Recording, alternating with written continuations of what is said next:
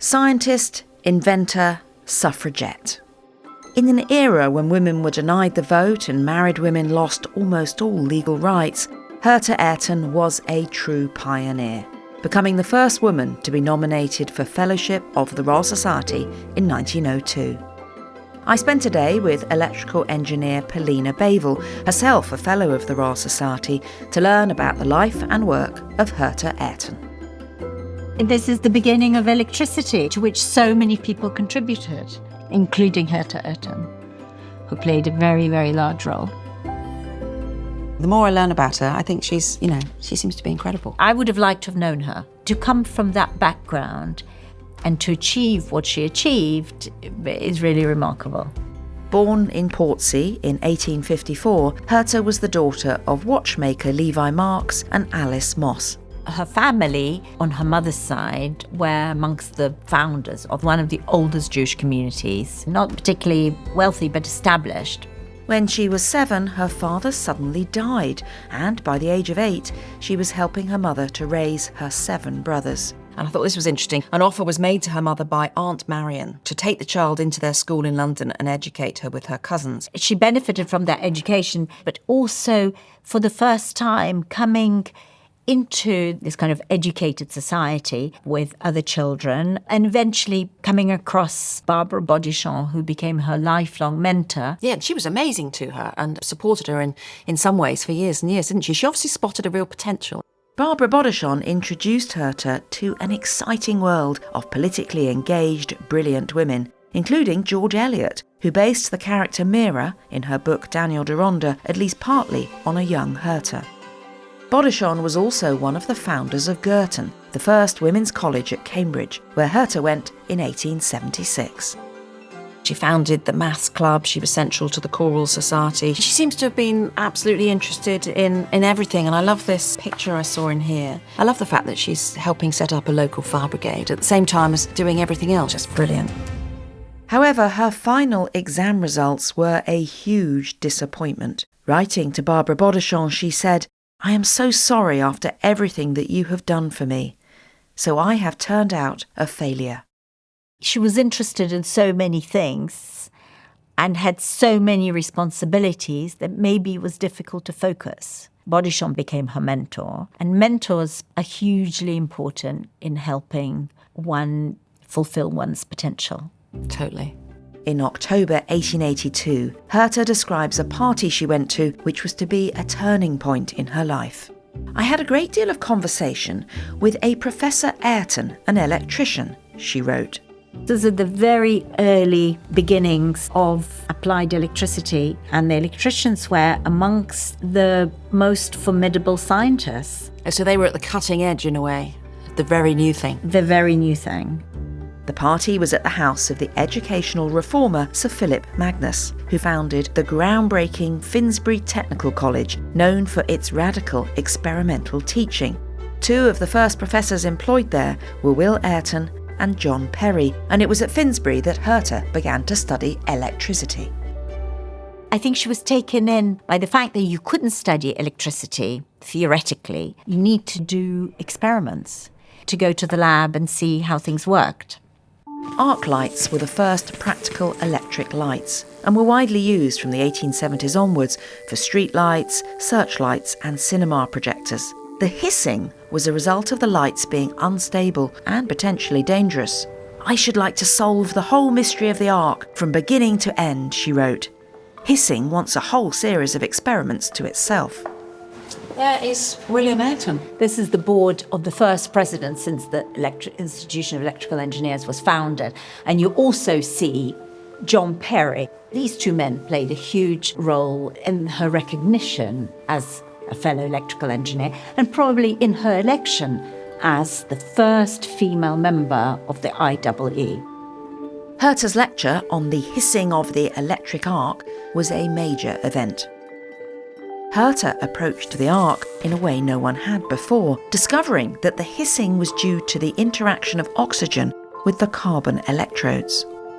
They give such an idea of the way she worked. So it says here, Mrs. Ayrton began with pure experimental observation and made few, if any, assumptions to carry through the research almost single-handed. This discussion has the leading lights of electrical engineering. And they're fascinated by her research.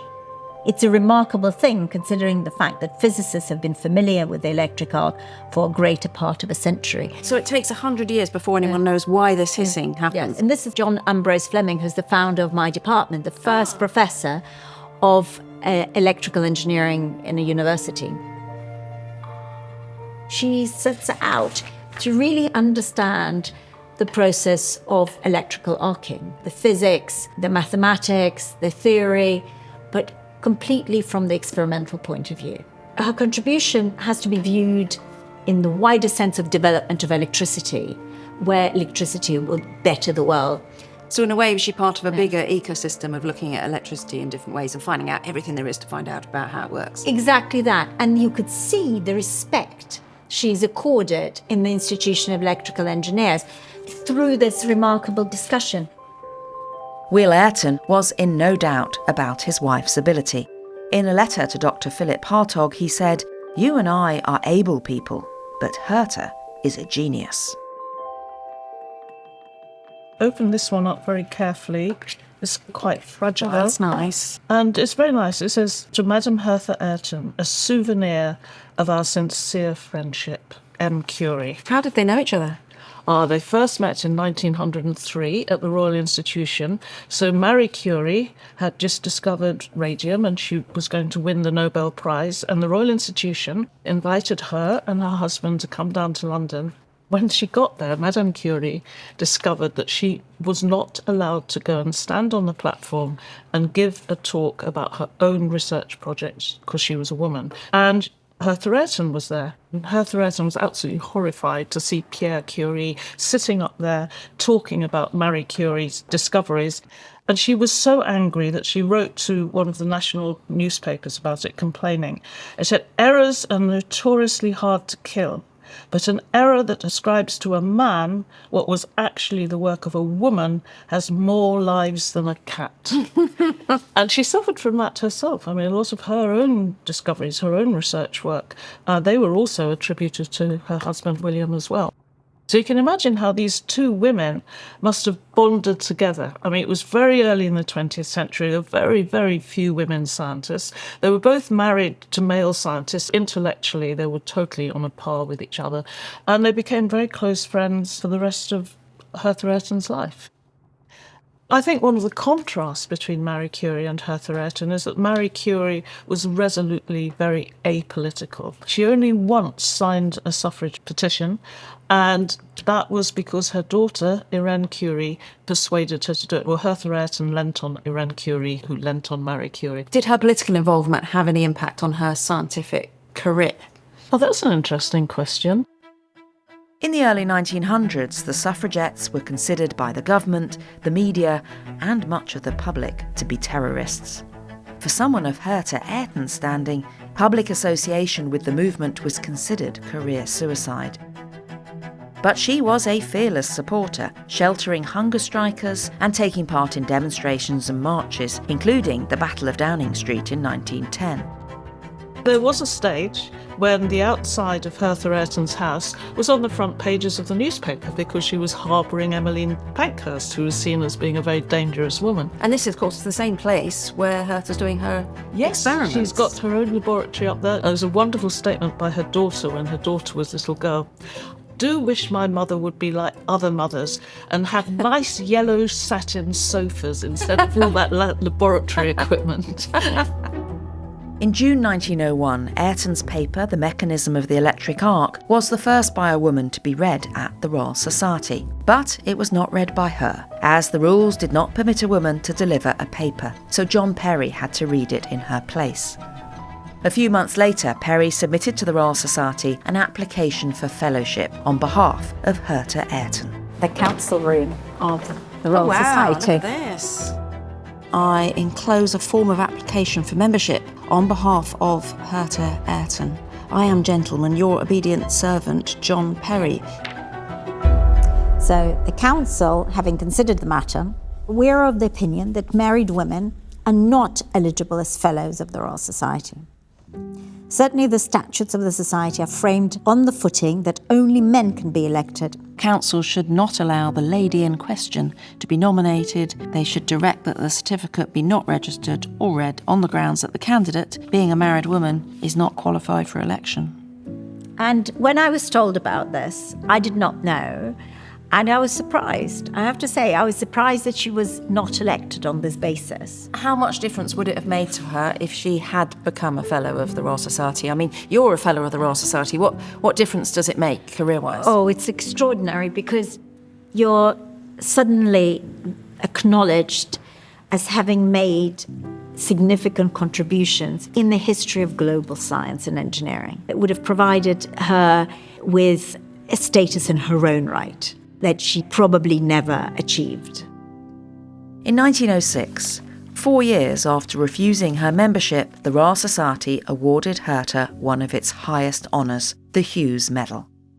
Was it a consolation prize, I wonder? I mean, Perry, who nominated her for the fellowship, was probably quite disappointed by the decision of the Royal Society and the Council, and he decided to try again, and this time he succeeded.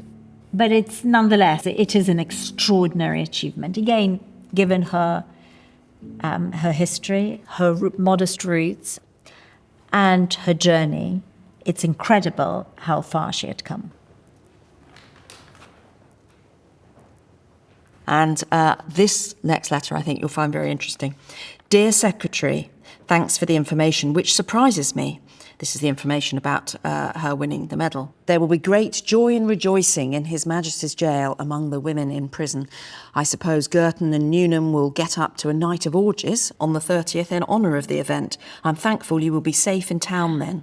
The papers will teem with publications from all the advanced women. Can we now refuse the fellowship to a medalist? And the person who wrote that was the former president of the Royal Society. So some men seem to be outraged by it.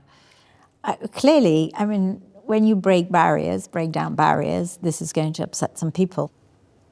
It is difficult to be a woman in science. Do you think it's still difficult now? Of course, it's significantly easier than it used to be in Hertha Ayrton's time. Times have really changed. I just hope that for my students, my very, very brilliant students, whether men or women, is their talents are recognised and that we move forward really being able to focus on the contributions of science to change the world for the better. And the questions of gender are somehow, as we say in experimental science, normalised out. Hertha made a contribution to this, and maybe her work has been superseded, but every engineer makes a contribution. It's like a brick in an edifice. This is about electricity, isn't it? And about communication and new technology. Electrification was so critical. Without electricity, there would be no telegraph. Without telegraph, there would be no global communications. Without optical fibre, there would be no internet.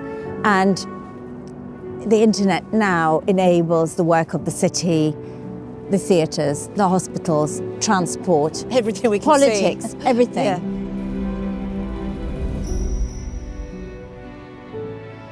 To think that these are the first electric street lighting in London. So would that have been flickering away? Flickering away.